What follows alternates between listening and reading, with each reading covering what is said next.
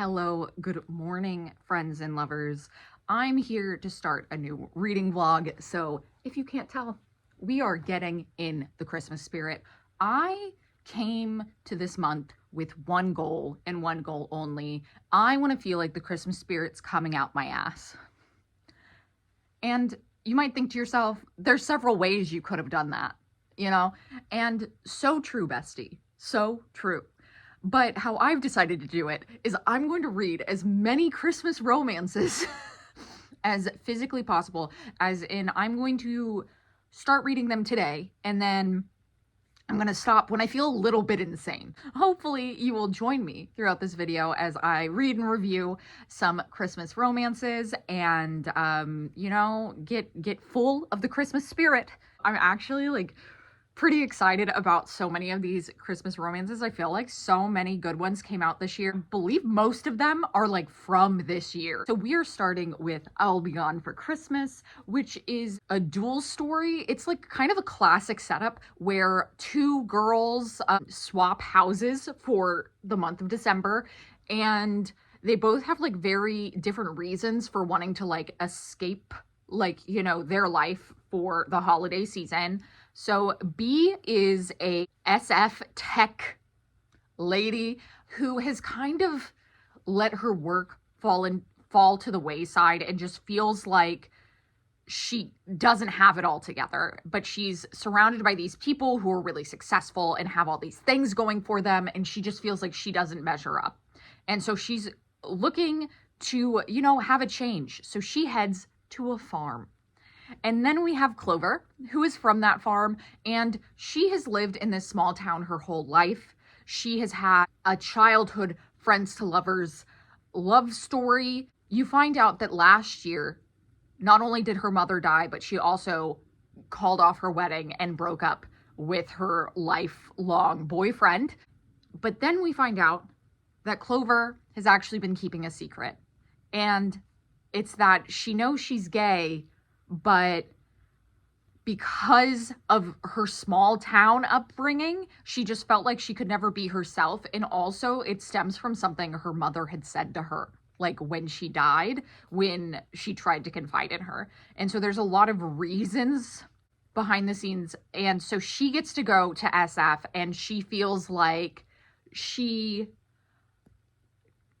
has the chance to explore this part of herself that she has never gotten to. So far it's actually pretty good. I feel like it is delivering on the Christmas feelings. But so I'm already enjoying this. I'm about 25% of the way through now. I have to head to work, obviously not in my Christmas pajamas. I am going to change first, but I'm hoping that I have a chance to finish this today so I can give you my final thoughts. But so far it's just good. It's cute, and it's what I needed. I needed a good Christmas vibe, and it's giving that to me. Hello, good morning. Okay, so I have finished I'll Be Gone for Christmas. I feel like she's more bouncy than this side. I don't know what I did. Anyway, I'm about to leave for work, but I wanted to update you. I finished I'll Be Gone for Christmas. He's here. And I did really like it. I will say I never super felt connected to the story. And even though there was kind of things going on that should have felt angsty, I don't feel like I was in the emotions that the book wanted you to feel. And also in a way, I felt like this read it should have been a movie instead of a romance novel, because there is some romance, but I wouldn't say I particularly cared too much about it. I was more into the Clover's storyline, where she went from being in the country to then being in San Francisco, and she gets to hang out with gay people and finally talk about her sexuality that she'd kind of been keeping to herself since she lived in such a small town. And so I really enjoyed her journey, and her romance was probably my favorite of the two. It just, it didn't feel that, fleshed out, but, I don't know if I'm having, too much intense thoughts for, a Christmas novel, But I still enjoyed my time with it, but it definitely just wasn't keeping me as engaged as I would have liked, because I didn't feel super connected to the characters, because I couldn't connect to them emotionally, even though like I felt like I should have been. Like the book was telling me to, and then I was like not feeling it. So I don't know what was up with that. I'd probably put this like 3.5, 3.75. Like, I love that we're getting so much sapphic Christmas romance. Speaking of which, I'm reading another Christmas sapphic romance, Set the Record Straight by Hannah Boehm Young. So this one is about two friends who are like childhood friends, and one of them like had a crush on the other one, but is like pretty sure she's straight, and the other girl like thinks she's straight too, and doesn't really like realize that she's like kind of looking at women in a different way. Like she'll kind of talk about like, oh, like I was staring at this girl on the train, and then I realized it was my childhood best friend, and that I was like kind of checking her out, but she looked really pretty that day, and stuff like that. So I think it's like kind of like an internal narrative is kind of like lying to herself about why she's like looking at her. That girl is also working at a magazine as a photographer. She kind of gets into this mess where the person who like agreed to take her on, I think it's like an internship situation, thinks that she's gay because this group and magazine are like heavily queer. And so they think that her and her best friend think that maybe she got it because she's like kind of queer coded. Because also the other best friend she just got out of a 9-year relationship where she works at the school that her ex works at, but her ex cheated on her with another one of their coworkers, and now they're together and they're hosting a holiday party, and she doesn't really know how to like, shift, because it's like, well, this is kind of my life now. And so she is kind of sad. I guess her girlfriend always thought that her best friend was gay. Like everyone thinks this woman is gay except her, like the girl herself. And so they're like, oh, it would be kind of funny like if you went to this Christmas party as my date, because like my ex-girlfriend was always like suspicious that we were too close or whatever. So it's shaping up to be interesting. I'm already 25% of the way through. This is more novella length, so I do think I'm gonna be able to finish it today. Christmas coming out my ass update. I'm not feeling annoyed. I'm definitely vibing. So we are not close to calling it quits on the Christmas romance. Hello. It is the same day when I updated you this morning, but now I am home from work. I feel like my curls have figured themselves out by the end of the day, but there's like no good light in my apartment at night, and it gets dark at like 5 p.m. now, so it's just trying to find like places to film like really fun. So right now we are in my bathroom. So I finished, oh God, what's it called? Set the Record Straight. I really liked it. It definitely was a little more smutty than the first one. The first one didn't, low spice, very low. Like I think there was some kisses and maybe some things that implied stuff, but it wasn't like spicy by any means, which I mean, that's fine. But I did like that in Set the Record Straight, I was able to like more emotionally connect with the characters, and I like felt their motivations. I wouldn't say this was like amazing. It's not like an all-time favorite, but it was fun and it was happy. And even though it was a novella, I felt like you still like went on a journey and there was still like growth in the relationship. And so I did enjoy that. I'd probably give this a 4 stars since it's a novella. So like, I feel like my expectations are a little lower for those. And then I did read and finish something else because everyone's been talking about this Ali Hazelwood Christmas novella. So I started it and she was glorious. She was like way better than what I was expecting. I feel like you feel the chemistry and the like angst and yearning like right away. This took me like an hour to read. So I read it at work today, just casually, and it was so good. Yeah, I feel like there isn't too much to say about it because it is like an hour and a half, and I don't want to ruin it for people who might still want to pick it up. The setup is a girl's family and another family are like really close, and her dad's like a single dad, and so a lot of the time she ended up at this other family's house, And so she's the girl's best friend, but she has a little brother, and the love interest is the little brother. So I say little brother. They are adults in this novella, so don't be put off by little brother. Just like Ellie Hazelwood does, instant chemistry, amazing. I loved it. So we'll see what I start next. I am giving myself a Christmas break for today since I finished 2 things. Hello, we are spending so much time in the bathroom during this video. I'm sorry again, but this time, you might have heard of a shower beer before, but have you heard of a shower long drink? It's only Thursday, guys. I've only been employed for 5 weeks. Life could be worse. But anyway, so I went ahead and I started this new book, which I honestly, like when I was looking at it on my list, I was like not that excited about it. I haven't really heard anything about it. And I was like, oh, like I kind of feel like I'm going to start this and like not care and DNF it possibly. But I started All I Want Is You. I'm obsessed. Like I'm kicking my little feet. I am filled with joy. I'm filled with the Christmas spirit. It's so good. So the setup for this one is they're 2 rival romance authors at the same publisher. This is MF. They used to date, and they dated for like a longer time, like 2 to 3 years.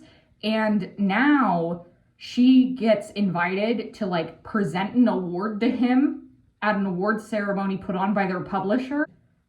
It unveils like all of the reasons that like they broke up and like what's still there if they got back together, and just a lot of angst and a lot of feelings that they're both working through. And then there's an only one bed situation because they get stuck at a hotel that they get snowed in at. So I'm like not mad. I literally texted my little friends just to scream only one bed to let them know I was thriving in the situation. Like honestly, there has been different parts of this book where I felt like I could give it 5 stars. I don't know if it will land there, but compared to like other Christmas books that I've read, this is so good. Only ever given one other Christmas book 5 stars, but I feel like she could be it. You know, she could be my second one. I'm having such a good time. Maybe it is because I went in with like lower expectations, but we're thriving. We're on the 4th book of the video, and my heart is singing. I will update you probably when I finish because I'm about halfway through it right now. Hello from me and my little Christmas guys. Dumbo has fallen. Let's fix him. So I did finish All I Want Is You last night before I went to bed. I really liked it, but like I feel like there was parts of it, I think I was saying, where I was like absolutely loving it. I was like, this could be 5 stars. But I don't like the ending just like felt a little meh. Like it felt like a little too easy. I felt like they needed to have like a little more, like, I don't know, something for like the conflicts they were having, you know? So yeah, so I'm feeling like a 4 on it, but I had a really good time. And now I've started Make the Season Bright by Ashley Herring Blake. I'm really hoping this hits. I did DNF this author's last book, so we'll see. And Merlin's here. Let's do the update with the boy. Okay. There we go. He's purring, so I apologize. But he's just always happy to see me. So far, it's okay. It's about like 2 musicians who have both been wronged. I'm still kind of like settling into what this book is really about. I'm about like an hour into the audio. So hopefully, dude, can we move your face like a little bit? So hopefully I can give you like a better synopsis of like what's going on when I understand a little bit more about what's going on. But I'm starting here, and you know, I'm still feeling pretty good about Christmas stuff. I did say to a friend, like, I feel like I have like another 1 to 2 in me before maybe my eyes start to get crossed. So I'm hoping to get through this one and maybe another one for this video. And yeah, I'm having a good Christmas time this year. Like, I don't know. Maybe I really will feel the Christmas spirit come out my ass.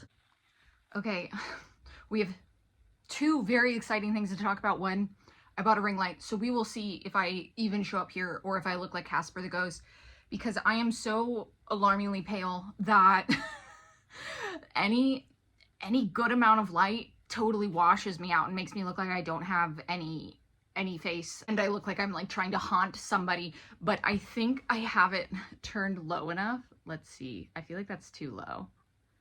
Okay, so I feel like this might be the correct one. Please hold while I you know, really work out the kinks of this new ring light. I'm very excited, so that way I don't have to worry as much about like when I'm filming or the lighting, so there's not like weird shadows everywhere, stuff like that. I wasn't letting myself put any money into my YouTube channel until I had proved that I could be consistent. So I've now been posting for a little over a year, and in that year I posted 40 videos. So I feel like, you know, I've earned my keep. I can now ring light. So that's what was keeping me from better lighting this whole time, was just a proof of commitment. But besides that, I did finish Make the Season Bright, and it's probably like the meatiest of the books I've read for this video. So I don't even remember if I came back and told you what it was about or not. So I'll just go ahead and do that now. But basically it's about Brighton and Charlotte.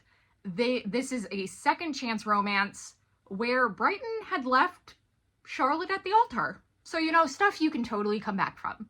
They were childhood best friends to lovers, and then there was just kind of like a breakdown in like them effectively communicating with each other. Brighton couldn't really talk about her feelings about them living in New York together without feeling like she was like rejecting Lola, because Lola was doing everything she wanted to do, because she's someone who's into like orchestras and quartets and stuff, because she plays, I believe, a violin. Do not hold me to that. Probably a violin. The other girl, she's like singer-songwriter Nashville vibes, so she goes to singer-songwriter Nashville place, and she's doing that, but she ends up being kicked out of her band with her 3 friends in exchange for them getting a new band member. So she's feeling really rejected, and then Charlotte's about to embark on a world tour with her quartet, and they all end up like coming back together because, of course, the magic of Christmas.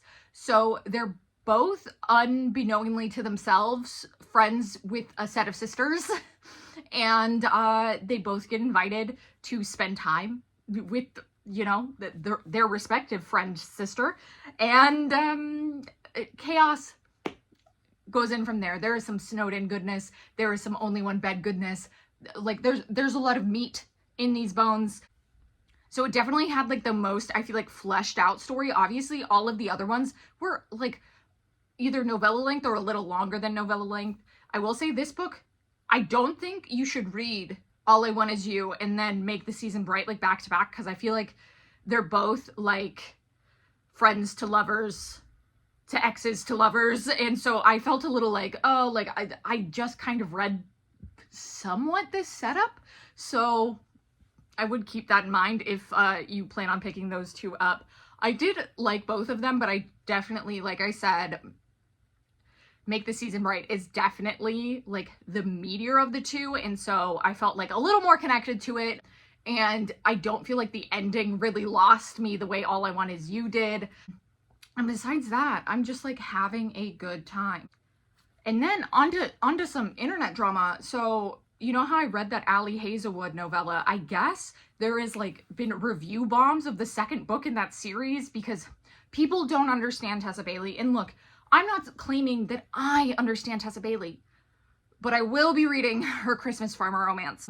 Mostly just because it does make me really mad when people like review bomb things or rate stuff low for dumb reasons. And so I probably will be reading it and then marking it as 5 stars regardless of how I feel, just because. Call it revenge 5 stars. So I believe It's called like Mary something. We will put it up here, but it's only going to be like an hour, so I'm going to start this on my way to work today, and then we'll see where the Christmas takes us. I definitely feel like I'm winding down. Like I need soon I need to have a break from Christmas, but not just yet.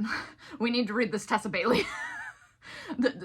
This farmer is going to do something unhingedly horny, and that just all I could want from Tessa. We are back with the Christmas stuffed animals. So I finished the Tessa Bailey. It was exactly what I thought it was going to be. I am still kind of mad that people review bombed it. Is it like peak literature? No. But has anyone been hornier about a farmer? Also, no. Like, this should be studied. And really, the only thing about Christmas in this whole thing is like he gets her a Christmas present. And that's like the like Christmas. Which, you know, is fine. This was my like 6th Christmas related book, so that was fine. And then I also listened to All by My Elf by Olivia Dade. That was interesting. I probably liked that one the least. It just like, it was inoffensive, but I just like didn't care. But also like, I haven't really enjoyed something Olivia Dade has written in like a while. Like, I feel like all of her books, like, I get excited about the concepts because she's a nerdy lady and I'm a nerdy lady. So, like, we should connect, but we don't. So, it is what it is. Besides that, I did start the next one. Are we just binging the holiday novellas now? Yeah. Did I tell my friends I was going to stop this video 2 books ago? Yeah, but I didn't. So, let's keep it rolling. Hopefully, the next time I update you, I'll be ready to be done with Christmas. Like, I feel like it is starting to drive me a little crazy. Like, I'm getting a little wound up in it. So, maybe I do need a break. But the thing is, I'm never scared of too much, you know? Hello, good morning. It is a rainy day, so we are slightly in the dark. Could I have turned on my ring light? Yes, but that is an extra step and I'm about to leave for work. So we will enjoy this natural lighting from the rain. Also, this is, has nothing to do with the books we're reading. I've been really trying to get into a hair care routine because that's the point of my life I'm at. So let me know what you think. I think she's looking good. I do need to get it cut, but hairdressers are really expensive. So we'll see about that.